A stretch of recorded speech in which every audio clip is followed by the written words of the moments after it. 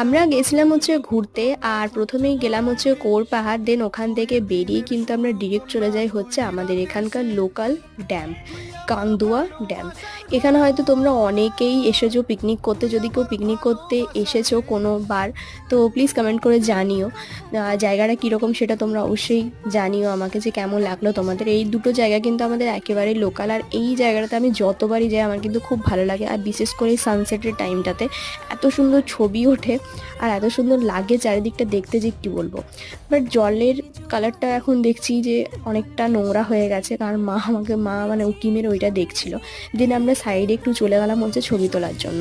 এই খাড়া জায়গাটাতে আমরা নামছিলাম খুব সাবধানে, আর এই জায়গাটাতে কিন্তু প্রচুর জল থাকতো, বাট এখন দেখছি জল মানে ছাড়াও বন্ধ করে দিয়েছে বলে একটু শুকিয়ে শুকিয়ে গেছে। দেন আমরা আবার ওখান থেকে বেরিয়ে গেলাম, আর প্রত্যেক বছর জানো তো এখানে মেলা বসে, তো কী কী মেলা বসে সেটাও থাকছে নেক্সট পার্টে।